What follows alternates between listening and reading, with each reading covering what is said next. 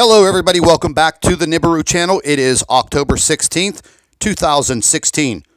Last night, I was a special guest on the Front Porch radio show on iHeartRadio. And ladies and gentlemen, they are trying to silence me. They do not want the truth to come out about Planet X. But I am delivering the truth. So stay tuned and listen to the broadcast. This will be a series of videos, so watch them all. Behind the Earth. Now, is that the same? Is that the same video? Because didn't BP Earthwatch kind of do a video of that as well? Exactly. Yeah. Okay, we're on the same page.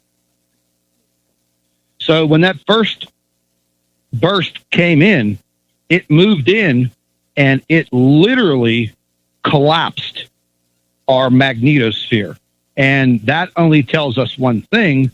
That was a highly magnetized burst of energy, which means it had more power and it totally collapsed our magnetosphere. And it left the Earth completely vulnerable to all of the solar winds coming from the sun. Now, within, I think, about 2 hours, our magnetosphere healed itself because this big energetic anomaly moved back. When I mean back into outer space, not towards the sun, but backwards out into space. Now, we don't know exactly what it is, but, really, there's only a couple of things that can actually create that type of scenario. And that would be a highly magnetic planet, a very large star, or the solar winds got around the shield and they were sucked back in. But that did not happen because all of the energy that was in front of the Earth was very low, very, very low, almost non-existent. So that was not the case. Now, as this form of energy moved away from the Earth, our magnetosphere came back and healed itself. Thank God. Because when we are exposed like that, we are exposed to massive amounts of radiation and heat. And this heat has the ability to heat the Earth's inner core, all of our oceans, our atmosphere very rapidly. This can cause massive earthquakes instantaneously because we are already unstable. If you've noticed over the last few weeks, we are having earthquakes all over the place. Well, we are having volcanoes. Yeah, that kind of leads me to that. Let me run this up your flagpole and see if you'll salute it. Last couple of weeks we've been hearing about how the authorities are warning the people, say in California all the way up through the West Coast, that within 30 days prepare for an imminent earthquake. Now, we don't know when earthquakes are going to hit. So,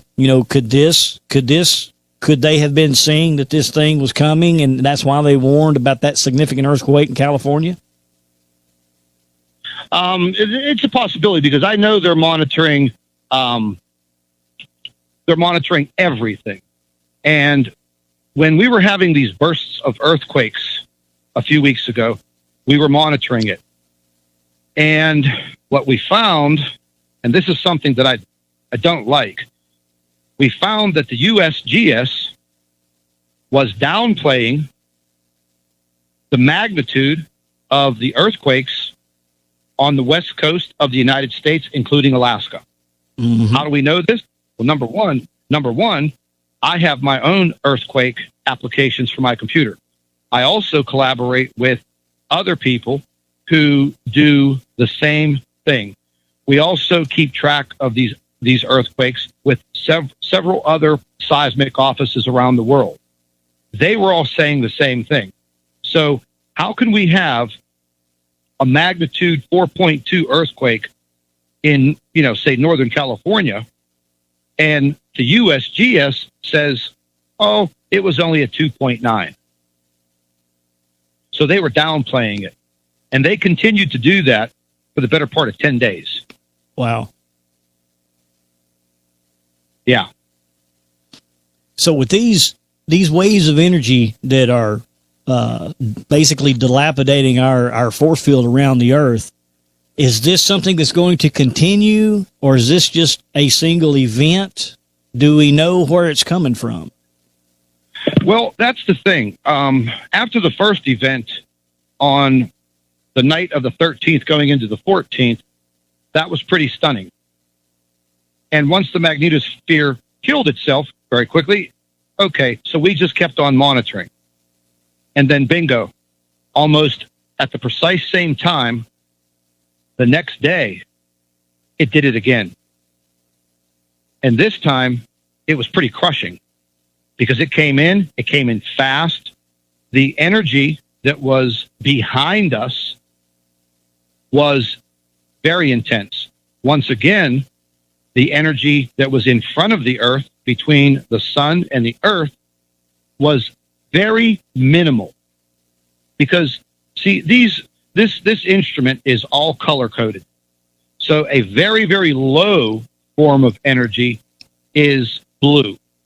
A very high form of energy would be naturally red, orange, and then you have this aqua blue. And this aqua blue is kind of the normal. Well, everything that we were seeing was, it was kind of in the red, as meaning it was bad. And once again, the solar winds came from the sun. They just basically collapsed the entire magnetosphere. And then those winds got sucked around to the backside of the Earth.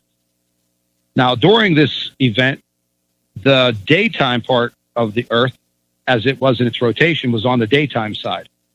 So all of the people that were actually, sleeping and on the nighttime side of the Earth, they were getting hit with this radiation and the solar winds. But this energy anomaly was still way behind us. Now, there's no way to judge or measure that distance. Now, one thing I want to add is a planet that is very highly magnetized. It can be tens of millions of miles away and affect the Earth's magnetosphere in that way. Now, we had this event, I believe, in April of this year, a collapse, and I believe another one in June. And now we have these back-to-back in October. Now, I wish there was a way for me to say, yes, 100%, that was a planet, that was a star, that was something. But there's just a few ways that this energy can collapse our magnetosphere like that. Okay. And well, let me ask you this. Stunned by it. So these things, what is happening is not something that we are accustomed to. This is new. It's just now they're happening more frequent, right? That's correct. Now there have been instances where the magnetosphere has taken a fall, but since I've been involved in the Planet X community, this is the first time that I have seen a back-to-back collapse almost at the same time on 2 different days. And I'm just leading that into some kind of an orbit, because naturally a planet would be in the same place at the same time if it's orbiting something or getting closer. You see what I'm saying? So that was kind of odd.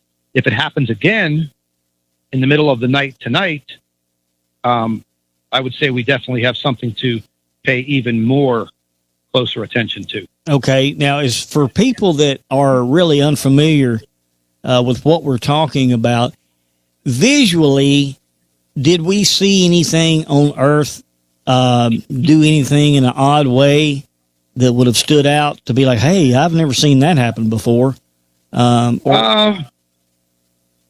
You mean as far as looking up in the sky and seeing it? Well, that or possibly maybe, I don't know, some sort of magnetic shift, or I really don't know what I'm asking, but I mean, is there any visual or anything audio that we would have heard? As far as visual, probably not. Okay, so basically, because remember, this is just a very high burst of energy, solar energy. Okay. And it's just depleting our magnetic field, and there's not really anything visually that we can spot just by seeing it.